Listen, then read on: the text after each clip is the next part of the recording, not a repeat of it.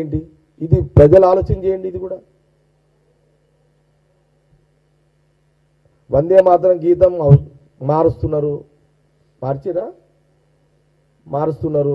ఏం ఇప్పుడు వందే మాతరం గీతము మార్చాలని కుట్ర చేస్తున్నారు. జనగణ కూడా మనం కూడా అది కూడా అంచెలు అది కూడా చేస్తారు అనుకుంటా. మహాత్మా గాంధీ నోట్లు ఉండొద్దు అని డిజిటల్ చేస్తున్నారు. ఇంత కుట్రలు పాలన అవసరమా? మీరు అన్నారు కదా 11 సంవత్సరాలు అయింది. ఇప్పుడు మీరు దేశ ప్రతి పేదవాడికి 15 లక్షల అకౌంట్లు వేస్తామన్నారు, అది ఇవ్వండి. 11 సంవత్సరాలు అయింది, నల్లధనం చేస్తామన్నారు, దానికి దిక్కు లేదు, దాని మీద చర్చ లేదు పార్లమెంట్లో. ఫోన్ బంద్ करो भाई जरा, साइलेंस में रखो ना भाई तुम लोग अभी।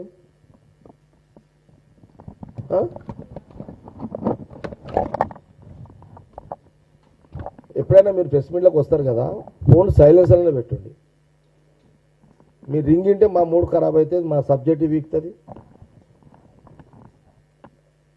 अभी इतना बड़ा सीनियर जर्नलिस्ट आप लोग कब सीखते हैं भाई आप लोग?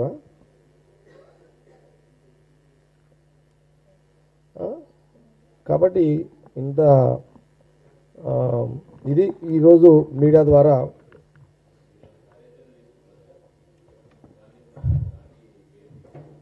తప్పకుండా ఈ బీజేపీ ప్రభుత్వం మహాత్మా గాంధీ గారి మీద, నెహ్రూ గారి మీద, రాహుల్ గాంధీ కుటుంబం మీద కుట్రలు ఏదైతే చేస్తున్నారో తప్పకుండా ఏఐసిసి ఖార్గే గారు వారు ఏదైనా దాని మీద పెద్ద మొత్తంలో తెలంగాణ ప్రాంతంలో ఏ కార్యక్రమం ఇచ్చినా పెద్ద ఎత్తున ఆ కార్యక్రమాన్ని నేనైతే సంగారెడ్డిలో పెద్ద ఎత్తున ప్రొటెక్ట్ చేస్తా. ఎందుకంటే నా పరిధిలో సంగారెడ్డిలో నేను పెద్ద ఎత్తున మహాత్మా గాంధీ, జవహర్లాల్ నెహ్రూ ఆ కుటుంబం మీద బీజేపీ చేసిన కుట్రలకు వ్యతిరేకంగా చేస్తున్న ప్రయత్నాలను తిప్పికొట్టే దాంట్లో ఉద్యమాలు సంగారెడ్డి హెడ్ క్వార్టర్గా తప్పకుండా నేను పెద్ద ఎత్తున ప్రజలను సమీకరించి ప్రజలను మళ్ళీ ఇది పరిస్థితిని చైతన్యపరుస్తూ వాళ్ళ చరిత్రను చెబుతూ కొంత సంగారెడ్డిలో పెద్ద ఎత్తున సభలు కూడా పెట్టడం కూడా జరుగుతుంది. నేను ఈ మధ్యలో ఒక పెద్ద సభ కూడా ఏర్పాటు చేస్తా. మహాత్మా గాంధీ, జవహర్లాల్ నెహ్రూ నుంచి మొదలుకుంటే రాహుల్ గాంధీ కుటుంబానికి సంబంధించిన మీద బీజేపీ కేంద్రం, బీజేపీ అమిత్ షా, మోడీ గారు, బీజేపీ పార్టీ, బీజేపీ గవర్నమెంట్ కుట్రల మీద ఒక సభ కూడా సంగారెడ్డిలో నా పరిధిలో పెద్ద మొత్తంలో ఒక కార్యక్రమం కూడా తీసుకుంటా. నా నియోజకవర్గం దాదాపు 2.5 లక్షల మంది, అటు ఇటు 3 లక్షలు ఉంటారు. అటు ఇటు ఒక 1 లక్ష మందితో నా నియోజకవర్గమే. నేను ఇంకా వేరే నియోజకవర్గాలు జిల్లాకు స్టేట్ కాదు.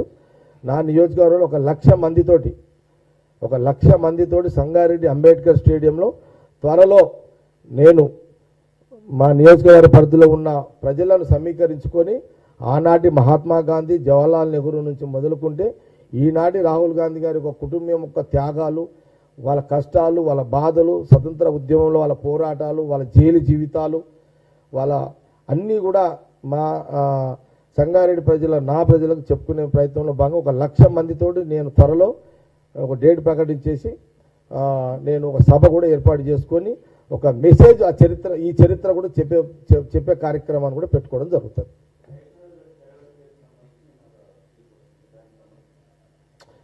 ఒకటే ఏనండి, నేషనల్ హెరాల్డ్ పేపర్ సంబంధించి కానీ ఇంకేదన్నా కానీ వాళ్ళే దానమిచ్చి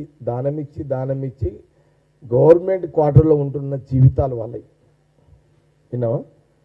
వాళ్ళ ఆస్తులు వాళ్ళ కష్టార్జితం ఎన్నో ఉన్నాయన్నీ వాళ్ళు ఇచ్చేసి గవర్నమెంట్ క్వార్టర్స్లో ఉంటున్న జీవితమే రాహుల్ గాంధీ గారి కుటుంబం. ఆ రోజు జవహర్లాల్ నెహ్రూ గారు కూడా స్వతంత్రానికి మొత్తం ఆయన పుట్టిన ఇల్లు కూడా ఇచ్చేసిండు. ఆయన పుట్టిన ఇల్లు, ఏ ఇంట్లో అయితే పుట్టిన ఆ ఇల్లు కూడా ఇచ్చేసిండు ఆయన. జవహర్లాల్ నెహ్రూ గారి నుంచి మొదలైన గవర్నమెంట్ క్వార్టర్స్లో మొదలైన జీవితం ఇప్పటికీ అదే కొనసాగుతుంది. ఇది చరిత్ర. మీరు ఎన్ని కుట్రలు చేసినా, ఆ కుటుంబం మీద ఎన్ని కుతంత్రాలు చేసినా భగవంతుడు మిమ్మల్ని క్షమించడు. मैं यही बात बोलना चाह रहा हूँ, जितने भी प्रधानमंत्री ji and Amit Shah ji, BJP government party, जितने भी आप लोग महात्मा गांधी, जवाहरलाल से लेकर आज तक जो भी राहुल जी खानदान के ऊपर देखो, वहाँ जवाहरलाल नेहरू जी जब जो पैदा हुआ घर भी गवर्नमेंट को दे दिए। उनका पूरा जो मोतीलाल नेहरू जी उनका फादर था, नेहरू जी का फादर था, पहले उनको इंडिपेंडेंस के लिए पूरा खानदान का जायजा दे दिए। मैं बहुत बार बोला भाई वो लोग खानदानी बहुत बड़ा खानदानी है, रॉयल खानदानी है, किंग का खानदानी है वो, किंग्स।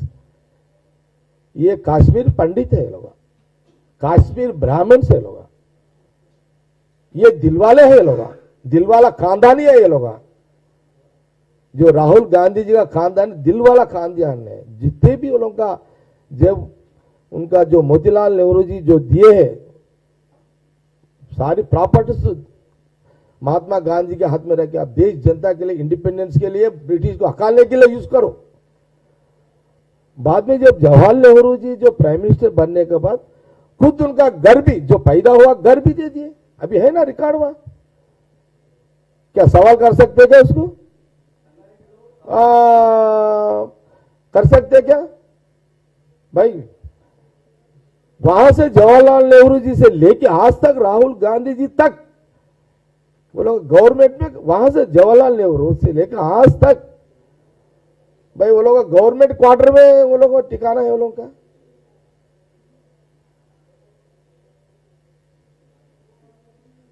अब ये सोचो, देश की जनता ये सोचो,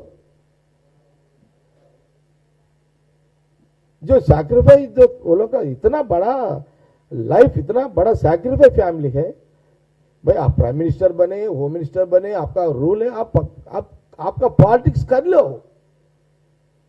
मैं जनता जो आप अच्छा रूल करे बोल के आप मौका दिए, बस गांधी, महात्मा गांधी, जवाहरलाल से लेकर राहुल गांधी तक को टारगेट बना के तुम लोग ईडी को भी जाओ या आईटी को भी जाओ। ये क्या तरीका है? क्या ये ब्लैकमेलिंग क्या है? इतना ब्लैकमेल कितना साल चलता? कई एक दिन ये देश की जनता राहुल गांधी को प्रधानमंत्री बनने के बाद आपका हाल क्या रहता? कोई एक दिन ये देश की जनता, ये भारत देश की जनता एक दिन अगर राहुल गांधी जी को प्रधानमंत्री बनने के बाद आपका क्या हाल रहता? क्या मुंह फंसा सकते आप लोग? क्या जब राहुल गांधी जी बोले तो ईडी नहीं सुनती क्या?